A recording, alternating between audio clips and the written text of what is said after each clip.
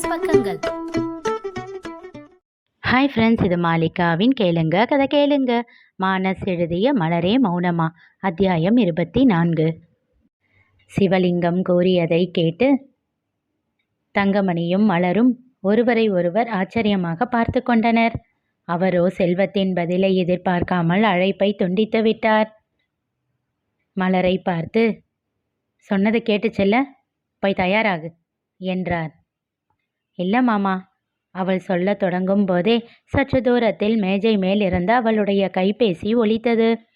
சென்று பார்க்க அழைத்தது செல்வம் என்று அறிந்ததும் சிவலிங்கத்தை ஒரு பார்வை பார்த்துவிட்டு அழைப்பை ஏற்று காதில் வைத்தாள். ஜாக்கிரதையாக யாரிடம் பேசுகிறோம் என்பதை வெளியில் காட்டாமல் ஹலோ என்றாள்.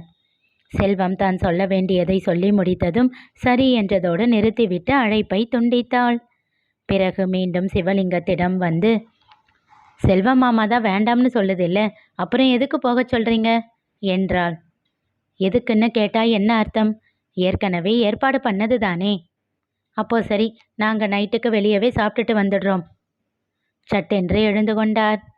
ஒரு தடவை வேண்டாம்னு சொன்னால் புரியாது, எதுக்கு அடம் பிடிச்சிக்கிட்டு இருக்க என்றார் கோபமாக. அது அப்படித்தான் மாமா, நாங்கள் சினிமாவுக்கு போகணும்னா வெளியவே சாப்பிட்டுட்டு தான் வருவோம், இல்லைன்னா நாங்கள் போகவே இல்லை என்றாள் தீர்மானமாக. அப்படி ஒன்றும் போக தேவையில்லை, வீட்டிலேயே இரு, மற்றவங்களுக்காக உன் சந்தோஷத்தை எல்லாம் புதைச்சிக்கிட்டு தியாகி பட்டம் வாங்கிக்கோ சொல்லிவிட்டு வேகமாக வெளியில் சென்று விட்டார். அவர் சென்றதும் அப்பா என்று பெருமூச்சு ஒன்றை விடுத்தாள். உன் புருஷனை சமாளிக்கிறதுக்குள்ள போதும் போதும்னு ஆகிடுது அத்தை என்றபோதுதான் கவனித்தாள் தங்கமணி அவளை முறைத்து கொண்டிருப்பதை. என்ன ஆச்சு அத்தை, எதுக்கு இவ்வளவா பாசமாக பார்த்துக்கிட்டு இருக்க? ஏண்டி, அவர் வாயிலிருந்து போக வேண்டாம்னு வர்றதுக்கு தான் இப்படி ஒரு அடமா? வேற லெவல் அத்தை, நீ எப்படி இப்படி கற்பூர மாதிரி இருக்க? அடிக்கழுத, நீ நினைக்கிறத சாதிக்கிறதுக்கு என் புருஷனை டென்ஷன் பண்ணுவியா என்றபடி கையை ஓங்கினார். ஹஹஹா, வேற என்ன பண்ணுறது? மாமாவுக்கு போக இஷ்டமில்லை, அவருக்கு இஷ்டமில்லாத விஷயத்த செய்ய ஏன் கட்டாயப்படுத்தணும்? அதான் அப்படி பேசினேன். ஓஹோ, உன் புருஷன் நினைக்கிறத தான் செய்வியோ? செல்ல கோபத்தோடு தெரித்த குரலில் கூடவே பெருமையும் சந்தோஷமும் போட்டி போட்டது. அவர் தோள் மேல் கை போட்டு, பின்ன உன்ன மாதிரி புருஷனை புரிஞ்சுக்காமலே இருக்க முடியுமா என்றாள் கிண்டலாக. நான் என்னடி புரிஞ்சுக்கல? சரி சொல்லு, சினிமாவுக்கு போன்னு கட்டாயப்படுத்துகிற மாமா எதுக்கு வெளியில் சாப்பிடக்கூடாதுன்னு அடம் பிடிக்கிறாரு? அதுதாண்டி எனக்கும் புரியல. பாவமாக முகத்தை வைத்து கூறினார். இதைத்தான் சொன்னேன். சரி சரி, என் தோல்வியை ஒத்துக்கிறேன். அது 7 மணி வாக்கில் செல்வம் வந்தான். காரில் இருந்து இறங்கியவன், காசி, வீட்டுக்கு போய் சாப்பிட்டுட்டு 8 மணிக்கா வந்துடு என்றான். சரிண்ண. எங்கே போக போற? குரல் கேட்டு திரும்பினான் செல்வம். சிவலிங்கம் அதட்டலான பார்வையோடு நின்றிருந்தார். சரண்யாவை கொண்டு போய் வீட்டில் விட்டுட்டு வரணும். வந்தவளுக்கு போக தெரியாதா? அவளே போகட்டும். இல்லைப்பா. செல்வம், சொல்கிறத கேட்க மாட்ட? இல்லைப்பா, மாப்பிள்ளை என்ன நினைப்பாரு? அப்பாடா, தொல்லை ஒழிஞ்சதுன்னு நினைப்பாரு மனதிற்குள் சொல்லி கொண்டான் காசி. அவனும் சரண்யாவும் ஒன்றாக படித்தவர்கள், அதனால் இப்பொழுதும் வா போ என்னும் வகையில் பேசிக்கொள்வார்கள். இங்க பாரு செல்வம், நான் சொல்கிறத கேளு. நீ திரும்ப திரும்ப இப்படி கூட்டிகிட்டு போய் விடுறதுனால தான் அவள் அதை சாதகமாக எடுத்துக்கிட்டு இப்படி பண்ணிக்கிட்டு இருக்கா. அப்படி விட்டாதான் அவளுக்கும் புத்தி வரும். புத்தி வந்தால் பரவாயில்ல, அவள் குணம்தான் தெரியும் இல்லை. ஏதாச்சும் தப்பாக யோசிச்சுட்டா என்ன பண்ணுவீங்க? சரி, அவளை விடுங்க. மாப்பிள்ளை வீட்டில் என்ன நினைப்பாங்க? பொண்ணு கோச்சிக்கிட்டு வந்தால் புத்தி சொல்லி அனுப்பாமல் அப்படியே வச்சுக்கிட்டாங்கன்னு தப்பாக நினைக்க மாட்டாங்களா? சண்டையோ சச்சரவோ அவள் வீட்டில் அவள் புருஷன் கூட இருக்கிறது தான் சரின்னு எனக்கு படுது. நாமளே புருஷன் பொண்டாட்டிக்கு நடுவில் இடைவெளியை அதிகப்படுத்தக்கூடாதில்ல.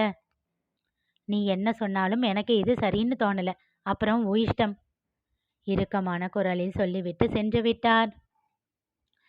செல்வம் காசியை பார்த்து தலையசைக்க, அதுதான் பெரிய மனுஷன் அவ்வளோ சொல்கிறாரு இல்லை, நீ தான் இப்படி பிடிவாதம் பிடிக்கிற. போன சின்ன வயசுல இருந்தே அடித்து வளர்த்துருக்கணும். ஸ்கூலில் நடந்துக்கிற மாதிரியே போய் புருஷன் வீட்லேயும் நடந்துக்கிட்டு இருப்பா. அதுதான் மாப்பிள்ளைக்கு கடுப்பாகி இருக்கும் என்றான் கொஞ்சம் கோபமாக. விடுடா, வயசு ஆக ஆக பக்குவம் வரும்னு பார்த்தா இவ இப்படியே தான் இருக்கா என்று வருத்தப்பட்டான் செல்வம். காரில் நிலவிய அமைதியை கலைத்தான் செல்வம். சரண்யா, சொல்றேன்னு தப்பா நினைக்காத. நீ எதுவுமே சொல்ல வேணாம் அண்ணா. எல்லாரும் திரும்ப திரும்ப என்னையே தான் தப்பு சொல்லுவீங்க. கேட்டு கேட்டு எனக்கு புளிச்சு போச்சு. முதல் தடவை சொல்றப்பவே கேட்டிருந்தா எதுக்கு திரும்ப திரும்ப சொல்ல போறாங்க? காசி வாரினான். நீ ஒன்றும் சொல்ல தேவையில்ல. ரோட்டை பார்த்து ஒழுங்கா ஓட்டு. சும்மா இருடா. சரண்யா, தப்பு மொத்தமும் உன் மேலதான்னு நான் சொல்ல மாட்டேன். ஆனா தப்பு மாப்பிள்ளை மேல இருக்கிறப்போ கொஞ்சம் விட்டு கொடு. நான் விட்டு கொடுக்கலன்னு உனக்கு தெரியுமா அண்ணா? எப்பவும் நான் மட்டும்தான் விட்டு கொடுக்குறேன். இல்லம்மா, உனக்கு தெரியாது. அவரும் விட்டு கொடுப்பாரு. கிழிப்பாரு. நல்லா கட்டி வச்சிங்க என் தலையில அவரை.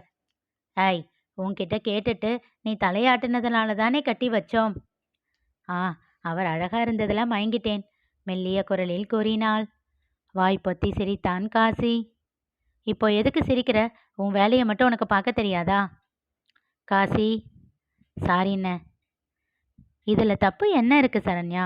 உன் கண்ணுக்கு அவர் அழகா தெரிஞ்சதுல தப்பு எதுவும் இல்லை. ஆனா இப்போ அவர் அழகா இல்லையா? அவள் பதில் சொல்லவில்லை. எதுவுமே நம்ம மனசுல தாமா இருக்கு. சண்டை போட்டுக்கிட்டதுக்கு அப்புறம் 2 பேருக்கும் நடுவுல இருந்த சந்தோஷமான விஷயங்களை நினைச்சு பார்த்தா கோபம் தன்னால குறைஞ்சிடும். அவர் அழகா இருக்காருன்னு நினைச்சு எப்படி ஓகே சொன்னியோ அதை நினைச்சு பாரு. அதே போல அவருக்கும் உன்கிட்ட என்ன பிடிச்சதோ அதை ஞாபகப்படுத்து. அவர் என்ன, நம்ம வசதியை பார்த்து தான் ஓகே சொல்லியிருப்பாரு. சரண்யா, சற்று கோபமாகவே அதட்டினான் செல்வம். எங்க, உன் மனசாட்சி தொட்டு சொல்லு.